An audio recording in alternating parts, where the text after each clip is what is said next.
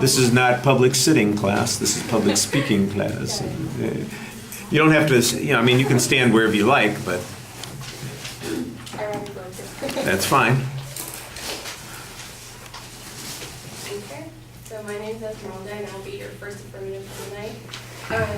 Our topic today is on animal testing, and our take as affirmative is the use of animals for the use of human medical research applications should be prohibited.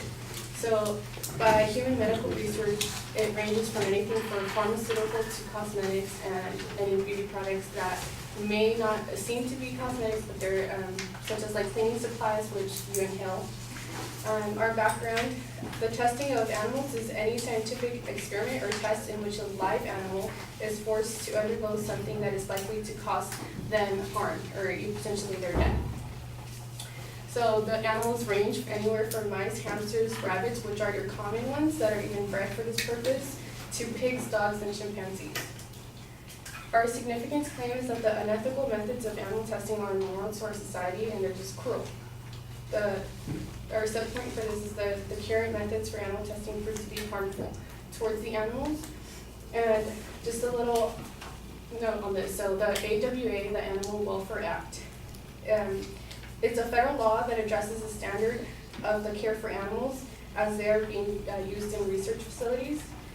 But this law also excludes 95% of the animals actually tested, which are those rats, mice, birds, fish, and reptiles that the United States deems not an animal when it comes to this purpose.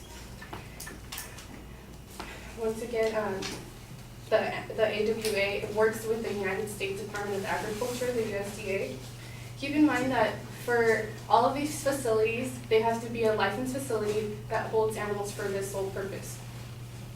There are only 120 inspectors for the 7,750 facilities licensed where there's animal testing. So 120 people have to eventually reach all these locations, and it can range up to 12,000 facilities, those which they deem should be licensed, but don't really, rarely get those visits because they are for government purposes such as weapons and that sort of stuff. And our second point is that they're harmful because a lot of these animals, they're being tortured when, well, obviously they're still alive for this purpose, but they're doing this without anything in return because they are just testing a theory, and until that theory is proven, they don't have actual evidence to say that this will have the same impact on humans. For example, a test done on dogs for this whole purpose of it was a toxicology test for humans, and they wanted to see how it would affect the lungs. 3 dogs were forced to ingest the test substance after every day, and for 5 days. This was at the Charles River Laboratory, by the way.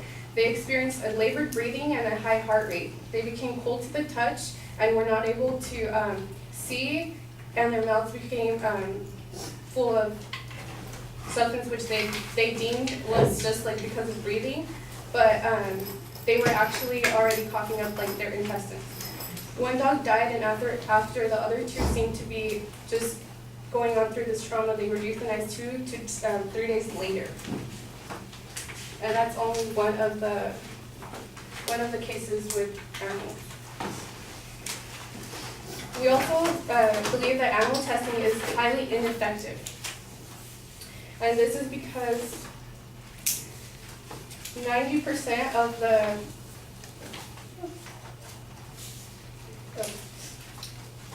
So for example, the crude skin allergy test in guinea pigs only predicts human reactions 72% of the time, but a combination of chemistry using other materials, which are stem cells, proves that the human reactions have a 90% chance of actually gaining an allergic reaction, where if we were to be using just the guinea pigs or animals, we'd only be receiving 72% of the accurate results.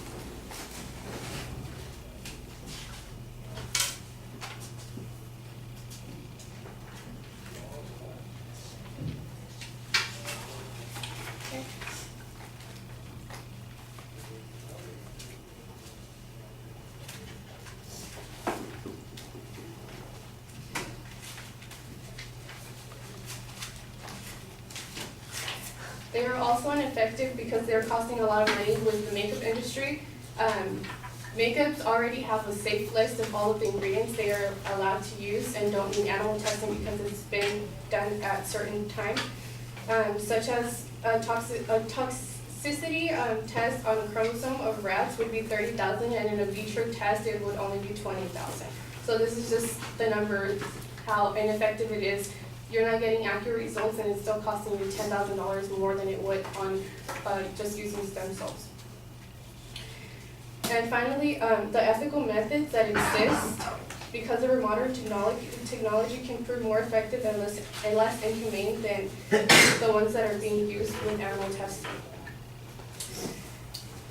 So an example of this would be that the negative side effects that the animals are being exposed to, like that they're giving off, they're actually not accurate because they are not the same as they are with humans. And in fact, the chimpanzee is our closest relative in terms of genes, and it shows.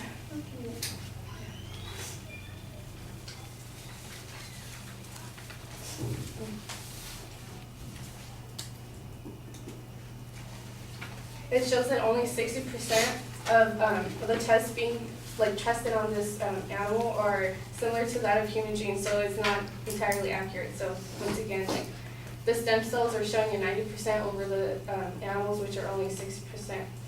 And out of 92 drugs, the Food and Drug Administration says that out of those 92 out of 100 drugs that pass animal tests fail in humans. So that's 92 out of 100 drugs. So that just tells you that it's not working.